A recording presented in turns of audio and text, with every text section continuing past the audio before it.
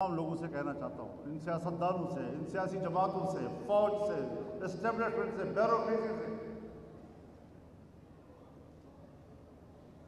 کہ اگر پاکستان کے لیے، اس کے نظریے کے لیے، اس کے قیام کے مقاصد کے لیے قائد اعظم منبع ہے اور وہ مرجع ہے اور وہ حجت اور دلیل ہے، تو انہوں نے ہی کہا تھا کہ اسرائیل ایک ناجائز ریاست، اور انہوں نے یہ کہا تھا کہ برطانیہ نے عربوں کے دل میں خنجر گھونپ دیا ہے۔ یہ پاکستان کا موقف آیا۔ سن 47 میں پاکستان بنا، سن 48 میں اسرائیل کی باقاعدہ اعلان ہوا، تو اسرائیل کے پہلا صدر اس نے اپنی خارجہ پالیسی کا اعلان کرتے ہوئے پوری خارجہ پالیسی کی اساس اور بنیاد یہ بات رکھی کہ اسرائیل کا مقصد، اعلیٰ ترین مقصد اسرائیل کا، وہ دنیا میں ایک نوزائیدہ مسلم ملک کا خاتمہ ہوگا۔ پاکستان کے بارے میں اسرائیل کی خارجہ پالیسی کی اساس کچھ ذرا عقل سے بھی سوچ رہے ہو؟ مفادات کے پیچھے جاتے ہو؟ عرب دنیا نے قبول نہیں کیا، فلسطین نے قبول نہیں کیا، فلسطینی عوام نے قبول نہیں کیا، فلسطینی قیادت نے اس کو قبول نہیں کیا، معاملات چلتے رہے۔ 1967 کی جنگ میں اور 1967 کی جنگ میں انہوں نے گولان کی پہاڑیوں پر قبضہ کیا، صحرائے سینا، مصر کے صحرائے سینا پہ قبضہ کیا، انہوں نے مسجد اقصی پہ قبضہ کیا، انہوں نے دریائے اردن کے مغربی کنارے پہ قبضہ کیا۔ تمام علاقوں پر قبضہ کرنے کے بعد اب مسئلے کی حیثیت بدل گئی۔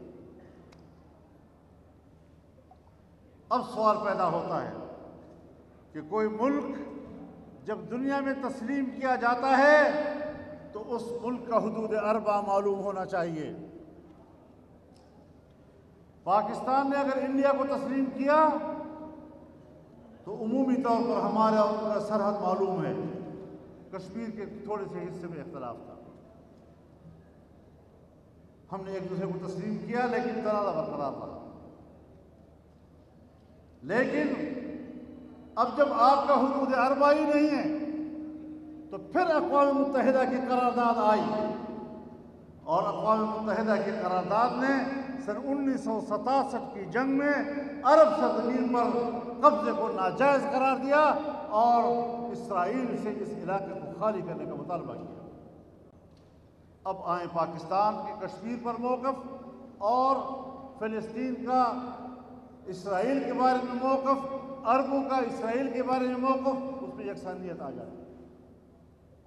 یہ اقوام متحدہ کی قرارداد ہے، انڈیا سے کشمیر سے فوج کے انخلا کی بات کرتا ہے، اور اقوام متحدہ کی قرارداد عرب سرزمین سے اسرائیلیوں کے نکلنے اور ان کے انخلا کا مطالبہ کرتا ہے۔ لیکن ہمارے حدود معلوم ہیں، وہاں حدود اربع معلوم نہیں ہے، وہ علاقہ متنازع قرار دے دیا گیا۔ حیرت اس بات پر ہے کہ جس ملک کا حدود اربع آج نہ ہو، مقبوضہ علاقوں پر سے نکلنے کی بات کرتا ہو اور دنیا اس کو تسلیم کرنے کی بات کرتے ہو، کس بنیاد پر؟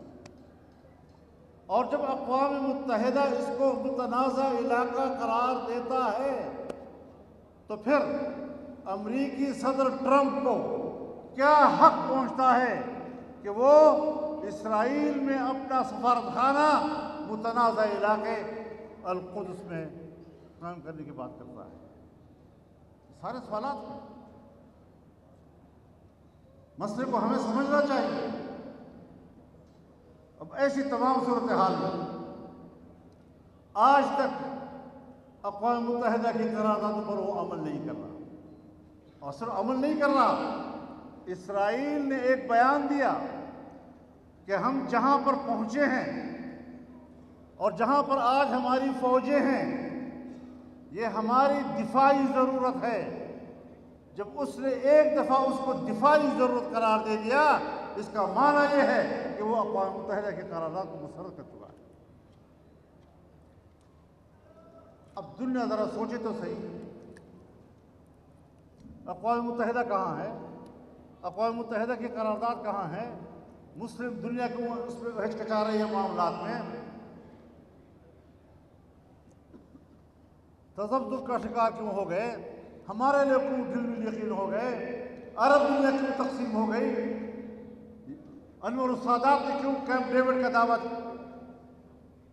کا معاہدہ کیا؟ اور اس نے جب معاہدہ کیا اور جس معاہدے کے تحت انور السادات نے، مصر نے اسرائیل کو تسلیم کر لیا، تو سن 67 کے جنگ میں قبضے کی زمینوں کی واپس دینے کا وعدہ کر دیا گیا۔ چنانچہ سرائے سینا کے کچھ علاقے خالی کر دیے انہوں نے، لیکن گولان کی پہاڑیاں شام کی آج بھی ان کے قبضے میں ہے۔ میں خود وہاں گیا ہوں، میں نے خود وہاں کے سرحدات سے ان کے پہاڑ کو دیکھا اور ان کے کیمپوں کو دیکھا ہے۔ دریا اردن کا مغربی کنارہ ان کے ہاتھ میں، غزہ کی پٹی ان کے ہاتھ میں۔ اس ساری صورتحال پر اس وقت سوویت یونین موجود تھا۔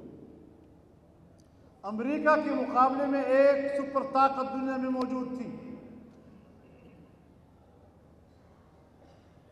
کثیر المحوری نظام دنیا میں تھا۔ تو عرب دنیا اس نے روس کا سہارا لیا، کیونکہ امریکہ تو اسرائیل کی بات کرتا تھا، اس کو تسلیم کرنے کی بات کرتا تھا۔ لیکن جس وقت روس نے غلطی کر کے افغانستان میں جنگ چھیڑی،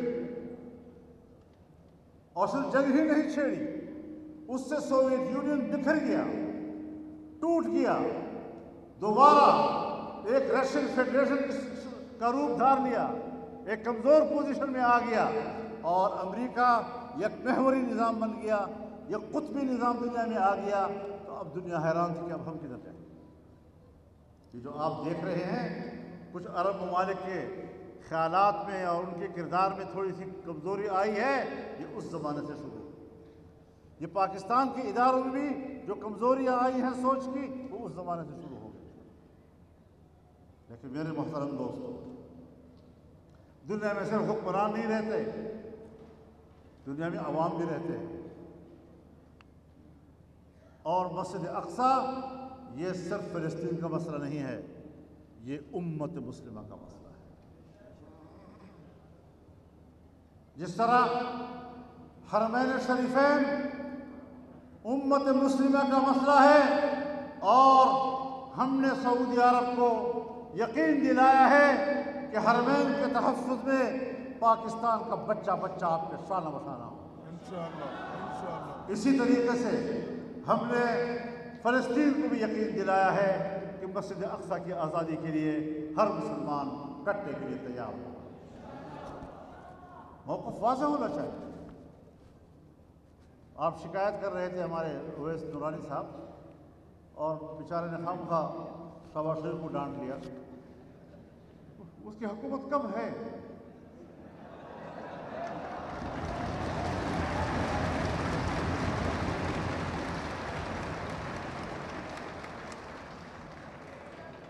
کیپٹن صفدر صاحب نے بڑا غصہ کیا، مگر ابھی تک مجھے پتہ نہیں چلا کہ انہوں نے ہمیں ڈانٹا ہے یا اپنے سسرال کو ڈانٹا ہے۔